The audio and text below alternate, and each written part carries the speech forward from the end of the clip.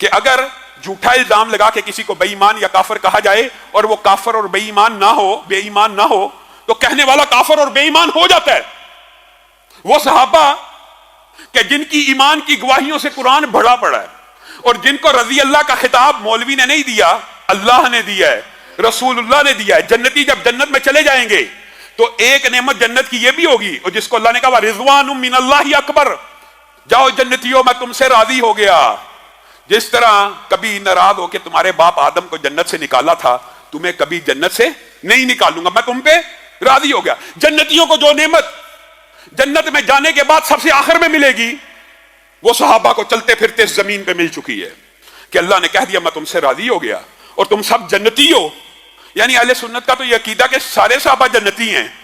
انہوں نے بیچارے مفتی طارق مسعود کے اوپر الزام لگا دیا کہ اس نے جناب علی، سیدنا علی کی توہین کی ہے. معاذ اللہ. سیدنا علی خلیفہ راشد، دماد رسول، جن کا مقام و مرتبہ یہ ہے کہ مومن ان سے محبت رکھتا ہے اور منافق ان سے بغض رکھتا ہے. اور یہ تو سیدنا علی ہیں. میں آپ کے سامنے تو یہ رکھ رہا ہوں، کسی ایک صحابی کو بے ایمان سمجھنے والا، کسی ایک صحابی جس نے اپنے، سیدنا علی نے تو اپنی پوری زندگی نبی کے ہمراہ گزار دی، ایک صحابی جس نے چند لمحے، چند سیکنڈ رسول اللہ کے ساتھ گزارے ہیں، چند سیکنڈ، اگر اس کا بھی بغض دل میں ہے اور اگر اس کو بھی کوئی بے ایمان سمجھتا ہے تو وہ کائنات کا سب سے بڑا بے ایمان ہے، کیونکہ اللہ اس کو رضی اللہ کہہ رہے ہیں. ان کے ایمان کی گواہی ہیں. یعنی اہل سنت کا عقیدہ تو یہ ہے، اور تم ان کے اوپر یہ الزام لگاؤ کہ انہوں نے حضرت علی کی توہین کی ہے. کوئی عقل کا دامن ہاتھ میں لو. اس بیچارے کی ویڈیو کو ٹویسٹ کر کے ایک جعلی قسم کی، وہ عام معاشرے کے دمادوں کے حوالے سے گفتگو کر رہا ہے، اس کو کہا معاذ اللہ. یہ الزام لگانے والے بھی توہین کے مرتکب ہیں کہ یہ جی سیدنا علی کے بارے میں کہہ رہا ہے، معاذ اللہ. یہ جھوٹ سے بھرا ہوا. آپ کو پتا ہے اذان الہی کے، آپ سب جانتے ہیں، یہ جی علامہ صاحب کا بانجا ہے، اذان الہی نام میں الہی تھا، بانجا بنا دی. اتنے یہ جھوٹے لوگ ہیں.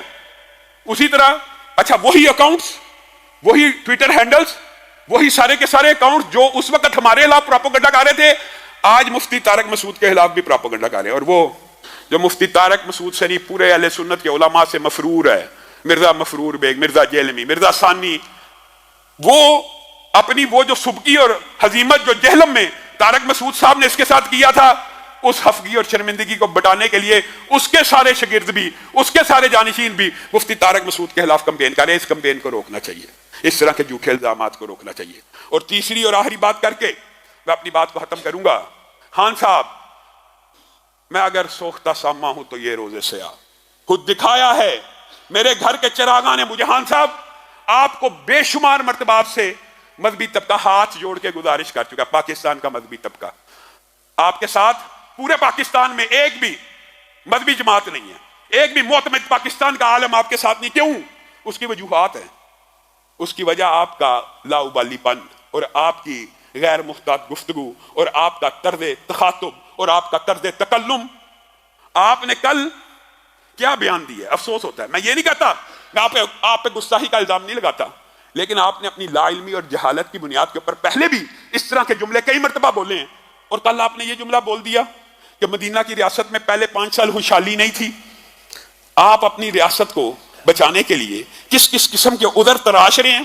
آپ کو نہیں پتا کہ مارکہ حق و باطل جس کو فتح مبین اور جو اسلام کا بنیادی مارکہ 2 ہجری میں پیش آ چکا ہے اور مدینہ کی ریاست 2 ہجری سے پہلے اسٹیبلش ہو چکی ہے اور خوشحال ہو چکی ہے. آپ کہہ رہے ہیں پہلے 5 سال مدینہ کی ریاست بھی خوشحال نہیں تھی. اپنی ریاست کے لیے کیسے کیسے عذر تراش کے اور کیسے کیسے آپ جملے بولتے ہیں، کبھی عاطف میاں قادیانی کے حوالے سے، کبھی آسمہ حداد کے حوالے سے، کبھی آسیہ ملونہ کی رہائی سے. پھر آپ مذہبی لوگوں سے گلہ کرتے ہیں کہ یہ میرے سے ہی مخالف ہیں. آپ علماء کو کن کن ناموں سے مخاطب کرتے ہیں. پھر آپ یہ چاہتے ہیں کہ آپ اپنی زبان کو کم از کم، چلیں ہمارا اتنا سا مطالبہ مان لیں کہ جب آپ اسلامی تاریخ، اسلامی ہسٹری، سیرت، صحابہ کے بارے میں کوئی بات کرنے لگیں اس سے پہلے کسی مستند عالم سے رجوع کر لیا کریں کہ میں جو بات کہنے لگا ہوں کیا یہ سچ بھی ہے، کیا اس کا حقیقت کے ساتھ کوئی تعلق بھی ہے.